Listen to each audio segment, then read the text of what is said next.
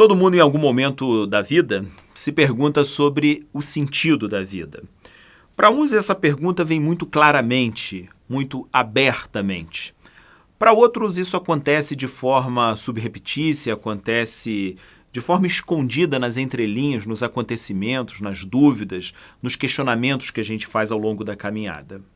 Mas o fato é que os seres humanos, nós, nos caracterizamos exatamente por isso, por nos questionarmos sobre quem nós somos, sobre em que direção nós estamos caminhando. Uma resposta bastante clara, objetiva, e sobre a qual não há muita refutação, é que nossa vida se dirige para a morte. Nesse sentido, o sentido da vida é a morte, é o ocaso. Porque, afinal de contas, como qualquer outro ser vivo, como qualquer vegetal, como qualquer animal, nós nascemos, nós crescemos, nos alimentamos, nós nos reproduzimos eventualmente e nos encaminhamos para a morte. Esse ciclo, esse círculo, é algo inevitável, é algo na direção da qual todos nós nos encaminhamos. Nesse sentido, o sentido da vida é a morte. E talvez seja por isso, por causa da perplexidade, da complexidade e, ao mesmo tempo, do absurdo dessa resposta, é que nós, histórica, evolutivamente, desenvolvemos, criamos, elaboramos sofisticados discursos para maquiar, para enganar, para de alguma forma amenizar e nos consolar a nós mesmos sobre o absurdo dessa realidade nua, crua, que é a morte. As religiões, numa palavra bastante simples, em certo sentido se resumem a isso, a explicar a morte e dar à vida algum sentido para além da morte. Por isso, discursos sobre ressurreição, sobre reencarnação, ou seja, aquilo que ocorre ou ocorreria, deve ocorrer e que pela fé se acredita ocorre depois da morte. Uma nova vida, uma outra vida, uma vida ressignificada, reconstruída, uma outra oportunidade, uma nova chance, um outro lugar, enfim.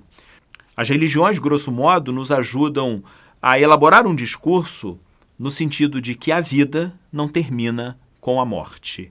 A morte é como que um momento de reorientação e de recriação da própria vida. Há uma resposta que é muito utilizada, que é a ideia da energia, que na morte nos tornamos energia, uma nova energia. E aquela ideia inicial de que o ciclo da vida se direciona para a morte ajuda a corroborar essa ideia da energia. Ao final, no final da vida, nos tornamos alimentos para as plantas, alimentos para as bactérias, alimentos, enfim, para todos os outros ingredientes que fomentam e refazem com que o ciclo da vida dê continuidade. Olha, qualquer que seja o discurso científico, nu, cru, cético, o discurso religioso, reorientador, que nos ajuda, que nos dá acalento, que nos dá ânimo e que impulsiona a vida para além desta vida ou de qualquer outro diálogo, de qualquer outro discurso sobre a existência, seja qual for, ciência, religião, ceticismo, fé, seja os discursos mais ou menos elaborados. O fato é que todos, em algum sentido, se voltam para uma questão, que é a questão ética. Como se vive a vida é que faz diferença. Nesse sentido, qualquer que seja o discurso da ciência, o discurso das religiões, o discurso do senso comum, todos eles, em algum sentido, voltam para a ideia da ética, do comportamento, das atitudes, da forma como nós nos relacionamos, da maneira como nós integramos a sociedade e em que sentido nós fazemos da nossa sociedade um lugar melhor do que quando nós não estávamos participando dessa sociedade. Melhor ou pior? Ética, portanto, é uma palavra que povoa tanto o vocabulário das ciências quanto também o vocabulário das religiões. Nesse sentido, a expressão é bastante clichê, mas vale a pena ser repetida sempre e sempre lembrada e sempre reexperimentada. O que a gente leva da vida, no fundo, é a vida que a gente leva.